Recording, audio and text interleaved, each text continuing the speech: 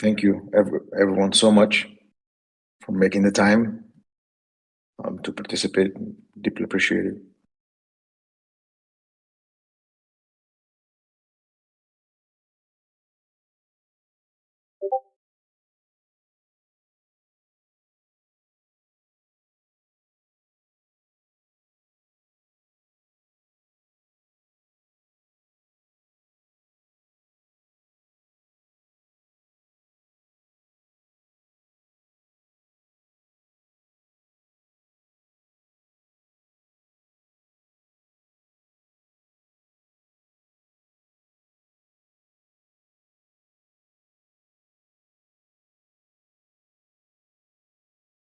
Okay. All right. Well, let's commence as we get more people on board.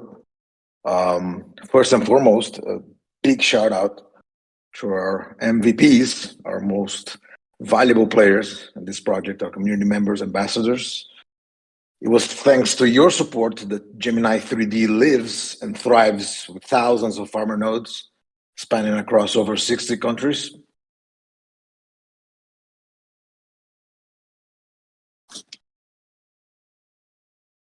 Your well, just a second. It appears I may have a sound problem. Echo. Just a second.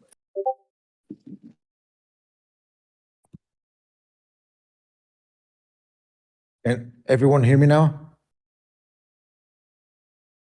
Sorry, I had an echo on my sound. Thank you. Thank you for your patience. I was having an echo on my end. Like I was saying, a big shout out to our MVPs, our most valuable players, our community members and ambassadors. It was thanks to you, thanks to your support, the Gemini 3 lives and thrives with thousands of farmer nodes spanning across 60 countries worldwide. It was your testing and feedback on Discord and forum that proved extremely instrumental in helping our engineering team to tackle and squash a number of challenges and even foresee potential issues. It also didn't go unnoticed the effort of our community members and ambassadors hyping us up and spreading the word on social media with quality and engaging content. You're awesome. Thank you. Thank you so much. On stage, Jeremy Frank, an amazing individual who, as head of the engineering, is the driving force of our AI initiative across the board. And well, thank you, Jeremy, for joining us, and excited to have you here. Thank you. I'm excited to be here as well. So thank you for Speaking giving of me the AI, opportunity. if I may, Yeah. before I pass the mic, Yep. just allow me to take this opportunity to encourage everyone to take part in our AI hackathon. We are aware that this topic may sound a little bit unconventional, but it's really an open-ended contest to unleash creativity and collaboration within the community. On the AI channel and the forum link,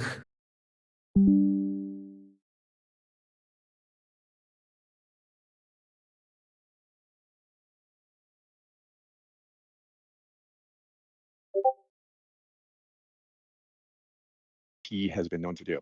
So with disclaimers out of the way, I want to dive, actually before we dive into the specifics of what the Subspace AI initiative is, I'd like to give some context about the world we're in and how it's changed over the last 6 months. I believe this will help answer the question of why we at Subspace are spending so much time and effort trying to unlock this seemingly magical technology. The public launch of ChatGPT happened less than 6 months ago. ChatGPT 4 was released just 2 months ago. For me, it's really jarring to kind of think about how much has changed in such a short period of time. Unlike any technology in my lifetime, which I assume to have actually been probably substantially more than most of you in the audience, this technology has kind of captured the imagination of the masses and done it very rapidly. And I think it's because it provided something tangible to what until 6 months ago was just some sort of algorithm that drove the ads we see when we're perusing our social media feeds, or maybe as entertainment in nightmare movie scripts where humans are used as batteries to power the AI machines. This imagination unlock that really, I think, ChatGPT began has generated a literal explosion in the creation of AI related tools, different patterns of usage with things like agents. And it seems every day that there's new use cases being put forward for AI. This rapid growth in adoption of AI technology, I, I believe, isn't really just a trend to be followed, but instead is the beginning of a complete paradigm shift in how we as humans will approach problem solving and productivity in the future.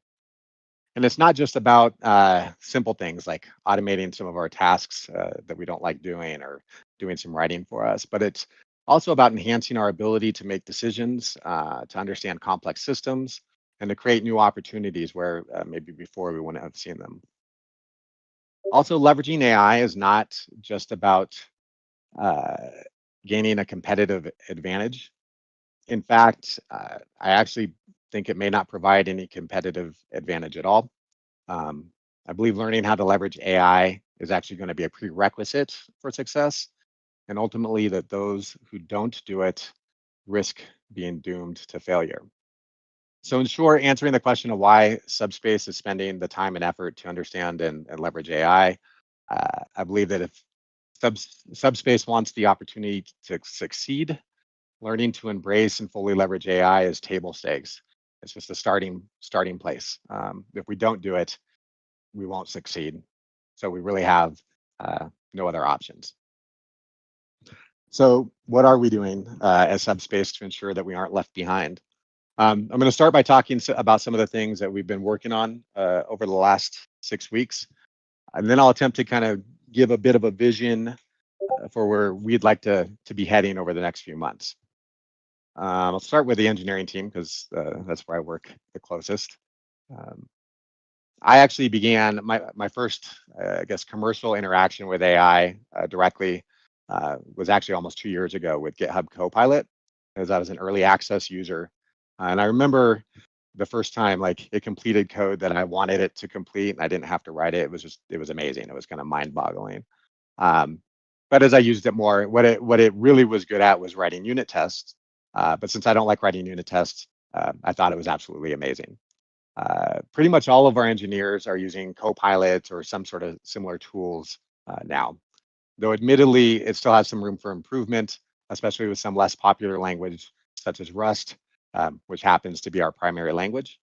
But with the rate of rapid improvement and the new models that are seem to be coming out every week, um, I think that I don't really have any doubt that these shortcomings will shrink rapidly over the next few months, and that we'll see much more utility even in our Rust code base. Beyond kind of the code completion AI that everybody's using, I think Ask Chat GPT has become kind of a standard part of our workflow. I know that if I'm stuck, it's clearly the first thing I do. What's been amazing to me is that even with this tool that's kind of a first iteration of its kind, and it's truly in its infancy, I have an amazingly high success rate at solving my problems. And I do it very quickly.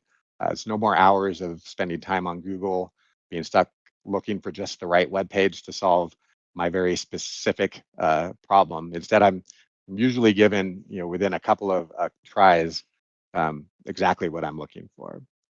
Beyond using the chat bot and code completion and such, we're testing and journaling our experiences with a lot of other tools. One thing that's though been, I guess, difficult is just navigating all of these potential tools has been absolutely overwhelming.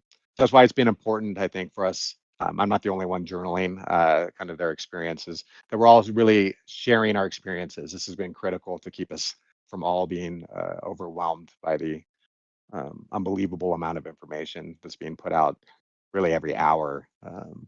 Any time spent on AI Twitter can become a very big hole as you just try and see all the cool and great things that are being done. Um, but really, so using AI tools is one way to unlock productivity. But I think really where a lot of the opportunity going forward is going to be is in building AI tools and building tools that use AI custom to our needs. So along those lines, our engineering team has built several of these. Some examples include Repo Ranger, which Serge, one of our product engineering team lead, built. This is a React application that allows users to explore their GitHub repos, select files to view and copy their contents to be used as context for ChatGPT. Clip Prompt is a similar kind of idea that was developed by Ozgen. It's a Visual Studio Code extension that allows users to quickly add code selections to a prompt string that can be then copied over, again, for added context to ChatGPT when you're asking questions about the code you're working on. And I actually built a tool called Neural Notes that's an AI-powered release notes generator. What's amazing to me is while these tools are cool and I think have some utility, that's great, but the rapidity with which they were built is what's truly amazing. These tools went from idea to proof of concept in sometimes minutes, more likely hours, but not days or weeks that it might have taken, I think, prior to kind of the last 6 months. This process has turned into really a pattern that we're going to follow going forward of rapid ideation and prototyping. They'll be driving our product at a minimal, our product engineering team going forward. Beyond the engineering team, this is also, I mean, the Subspace AI initiative is cross-functional. Everybody is participating. So some examples of that is we actually have a cross-functional between the community team with Justin and Yvonne, one of our engineers, working on a tool that we're calling Support GPT, which I think all of you will find useful in the future as an AI-powered bot for providing support on forums and our other communication avenues. Like I said before, this is a joint effort between engineering and community. I know the community teams and communication teams are using AI tools for things like drafting announcements and graphic design and general content creation. Beyond that, our people team is working on a tool we've dubbed SubHub, which will be a virtual onboarding experience. Sky, our head of people, spearheading this initiative, and she's gotten amazingly far. She's not technical. She's not a developer. She's the head of our people team, but she's got amazingly far with just herself and various AI tools. She used ChatGPT when she was thinking up this idea to help her with initial product design and kind of the next steps she needed to take. She used Midjourney to convert her likeness to an avatar. She went back to ChatGPT to write an onboarding experience script that was tailored to Subspace and our onboarding experience. She then took that script to 11 Labs, where her voice had been cloned, and she was able to use her cloned voice as essentially the script reader.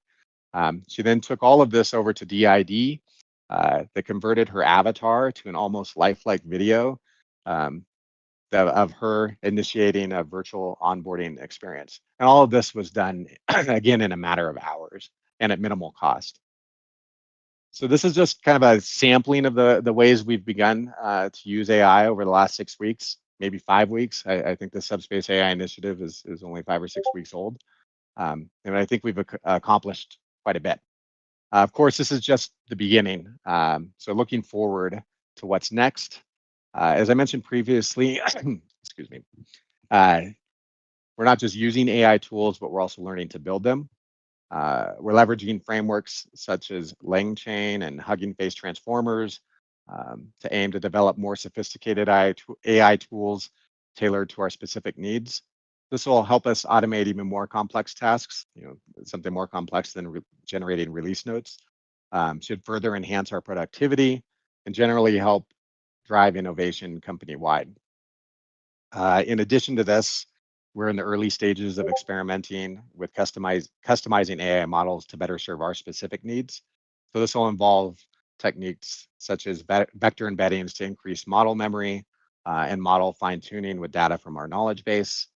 By customizing these AI models within the context of Subspace, I think we can go even further enhancing productivity gains that we're already experiencing. But our ultimate goal is to develop one or more AI models that has a truly deep knowledge of subspace. These models will understand our goals, our code, our writing, our processes, and our culture. They'll be able to provide insights and solutions uniquely suited for us at Subspace, whether that be writing from scratch a new application, for maybe creating and populating our autonomous worlds on a new core EVM domain, maybe solving some of our most hairy research problems that Daria and Nazar and Chen are working on. I think this will not only help enhance our developer efficiency and our decision-making capabilities, but really it's going to help us in the future to anticipate and rapidly respond to the future challenges and opportunities as they arise. So that's kind of a quick background on the Subspace AI initiative. I think I'd be happy to attempt to answer any specific questions you all may have, Freddie or any in the audience. Sure. Thank you so much, Jeremy, for sharing your notes and explain many of the insights in here for the public. The floor is open for questions from the community. This is a great chance to uh, pick Jeremy's brains if you are willing to either curious about AI in general or interested in advancing the AI hackathon in particular. So feel free to shower us with your questions if you want, if you have.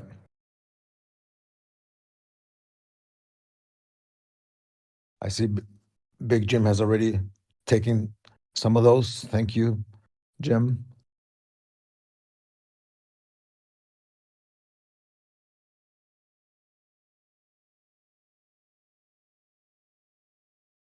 All right.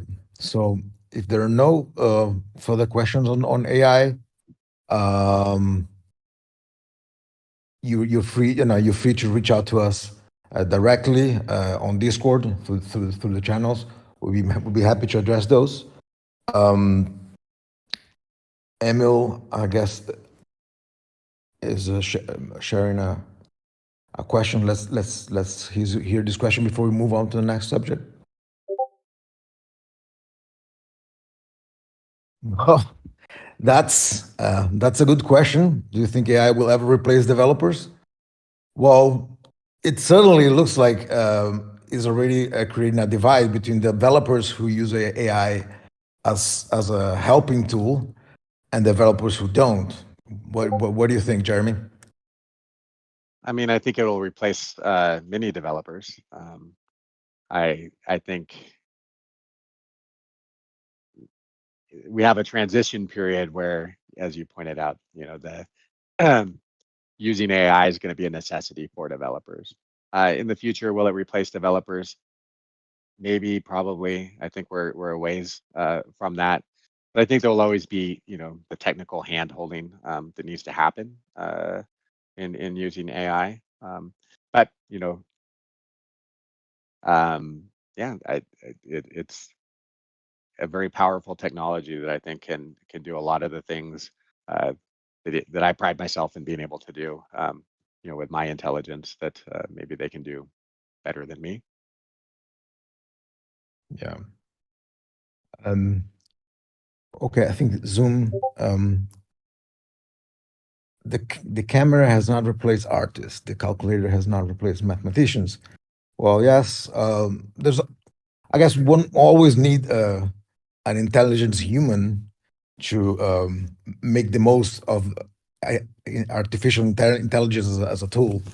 I think that captures what Zoom is commenting. I mean, for the foreseeable future, unless you know how to handle these tools, these engines, and how to perfect your skills on it, you want the tool itself. We won't do the magic by itself. But it's hard to predict what the future holds.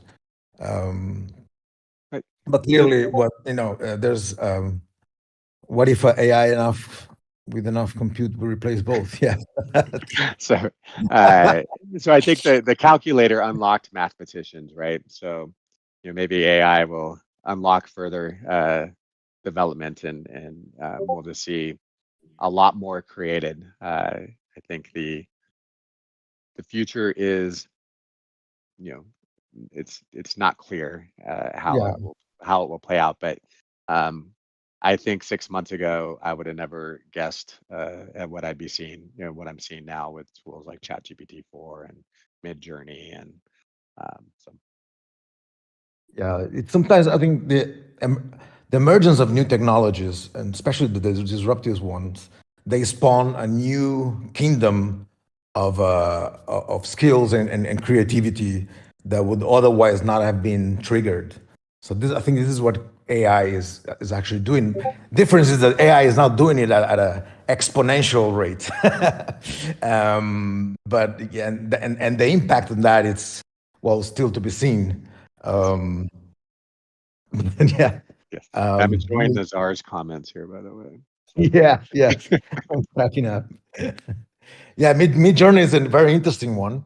They're already their Discord is pretty populated and quite quite enlightening on how you can perfect your skills at typing prompts. There are even AI tools that help you create prompts for Mid Journey. So you have AI tools that help you to use other AI tools. That's the uh, beauty of it. and I think that I mean, that's a future thing that we're starting. Well, it's a present thing that we're going to see more of in the future, of AI using AI. And this whole concept of agents, and I don't know if you've seen Auto GPT, and all of these are like in their infancy, but they're brand new ideas, and we're just seeing them kind of bubble up, kind of bottom up, which has been amazing to watch. Yeah. Now, to Ivan's questions, now, do you think AI will be able to go beyond the limits set by the developers? I remember an interesting quote by a renowned artist who said, DAL-E, the OpenAI tool, is actually upping the game for digital art artists. They're not necessarily replacing them. I wonder if that is true to developers again, to developers as well. I mean, these new AI tools, they're upping the game. They're, somehow compelling the developers to get acquainted with AI instruments in order to produce codes with more quality and a more rapid space rather than necessarily replace them black and white. Does that make sense, Jeremy? Yeah, yeah, I think so. Another thing that at this stage, though, AI doesn't generate beautiful code. Nazar generates beautiful code. Some of our team members generate beautiful code, but AI doesn't. But it does generate useful code very fast. So I'm curious how that will look going forward. Is more useful code fast versus beautiful code, which I kind of think of code as art. Like how will that look in the future? And we'll see. And then also, will AI eventually generate beautiful code very fast? And then probably. Yeah. And even what is actually visible is non-technical folks, like the example you gave of our people manager, starting to get more acquainted with coding through AI. So even though AI is not producing perfect code right now, it is pretty useful and instrumental, and for non-technical users to get familiar with code rendition and what code means and the basic parameters of. Um, I've had a go with one of them for data analytics as well, and the very fact the very of course ChatGPT provided the code, but by asking ChatGPT to do so, it gave me some familiarity about how the code is structured, the parameters, so on and so forth. So it's sometimes it also looks like a win-win. It's not necessarily Yeah, one replacing the other, but sometimes it does look like a win-win equation depending on the scenario. I agree. Who hasn't played yet Detroit Become Human? I haven't tried it out, but I'll keep an eye on it. Great. Thank you guys for thanks everyone for your feedback. We are like we mentioned on our announcements, we are very focused on incorporating AI tools, not just for a day-to-day day-to-day activities, but also to think and design a way of integrating AI to our protocol. So your feedback, the community feedback to that goal is immensely appreciated. And thank you so much for your participation. Feel free, as always, to reach out to us through the community channels. We'll be more than happy to provide feedback. And following up, we'll be sharing more notes from other members of the team. So stay tuned. If there are no other questions, well, let's see what Ivanov has to share before we move to the next important subject matter of this call. Ivanov, feel free to pop your question up.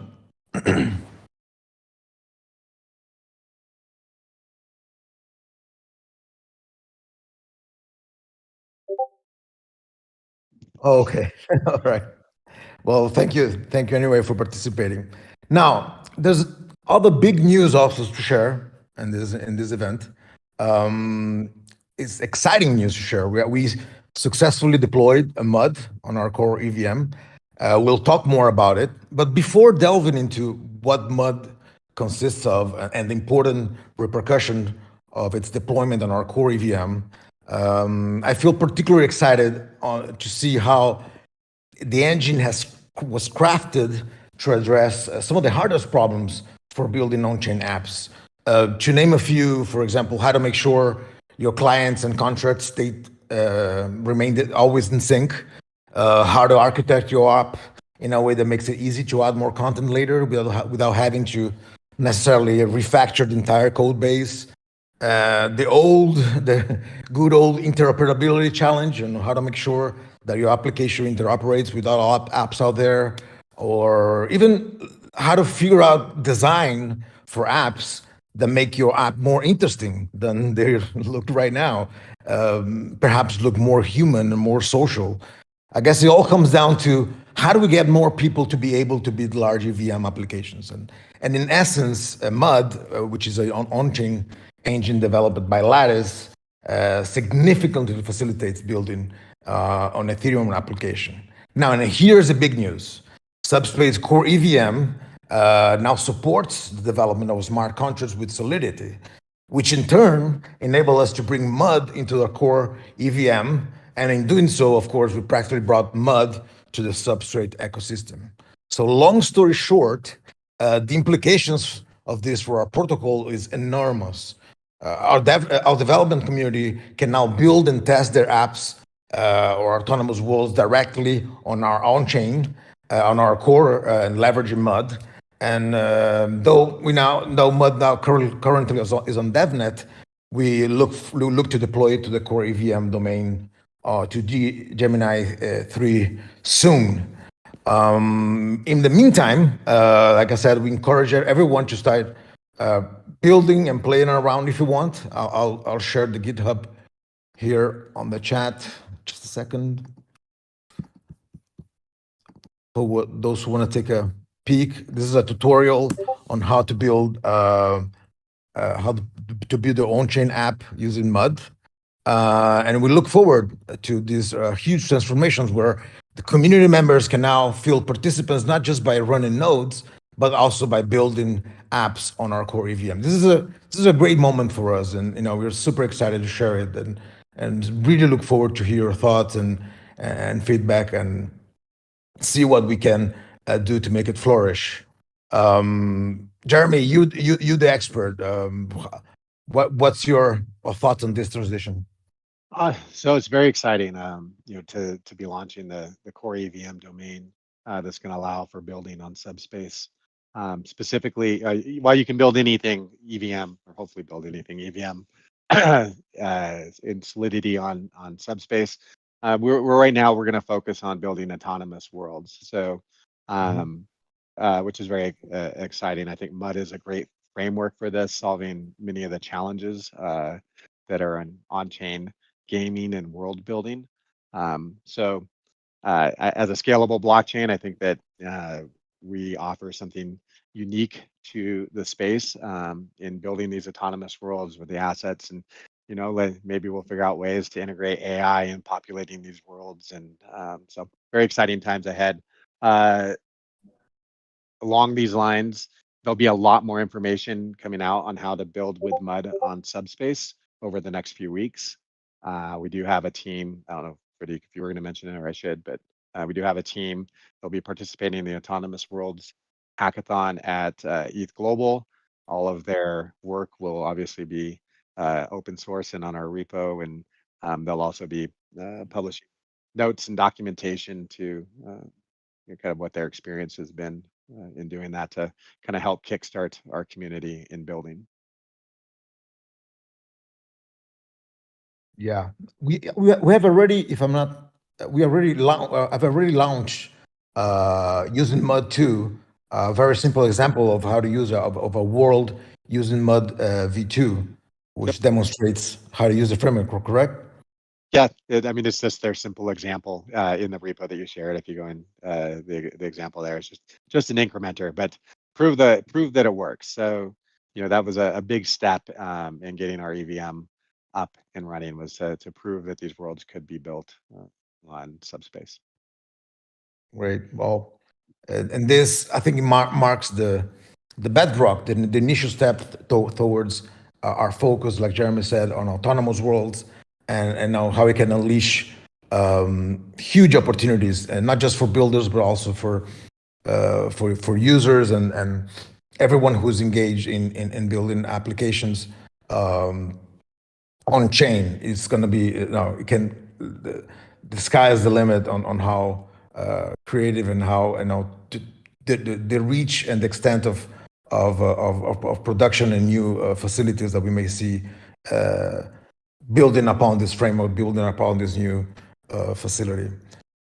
I wonder if the community has any feedback, comments, and questions on this. I know it's quite new. We talked about briefly on Twitter, social media, but I think it would be useful to hear from the community what they think of it and what the future holds for smart contract development and MUD in particular.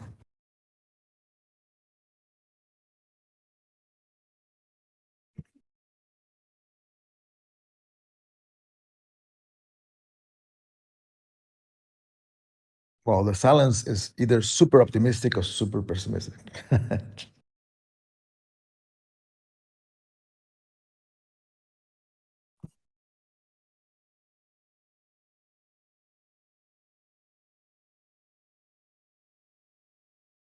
In any case, we encourage everyone to check our rendition on the ETH Global, as you said. I think it's going to be pretty interesting to see our not just our presentation, but everyone's on that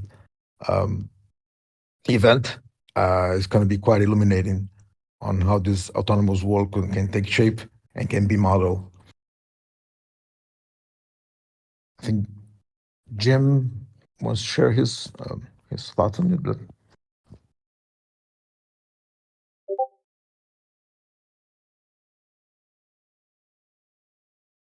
how can I get involved in building a subsystem? Just pull the repo above and start modifying? So I would say we're going to be launched on Gemini 3D with the core EVM soon, imminently.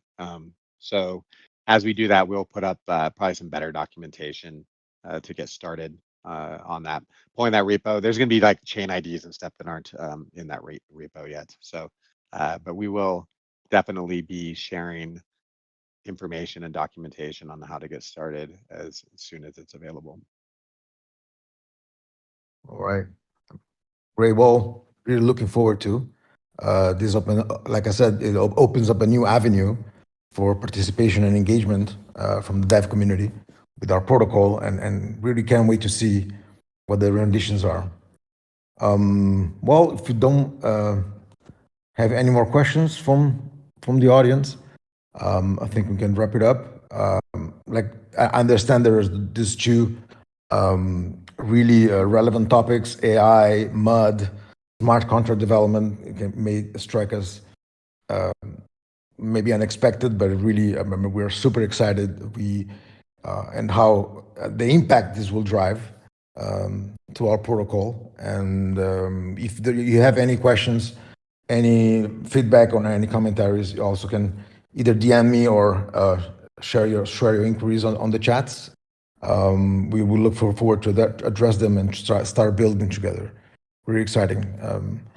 I really appreciate, like I said, everyone's participation. I know that we are all had to take time for your real life jobs in order to attend. So we deeply, genuinely appreciate that. Thank you so much for being here, and thank you, Jeremy, for sharing your inputs, for generously share your notes. And yeah, we will work to share more notes in the future, and bring some inspiration and collaboration on all things AI and on mud development as well. Thank you for having me. Oh, thank you. Well, I think Ivan, my have a chat. Okay, thank you. Yes, thank you everyone for participation. Thanks to the team and thanks to everyone. Let's see what the future holds.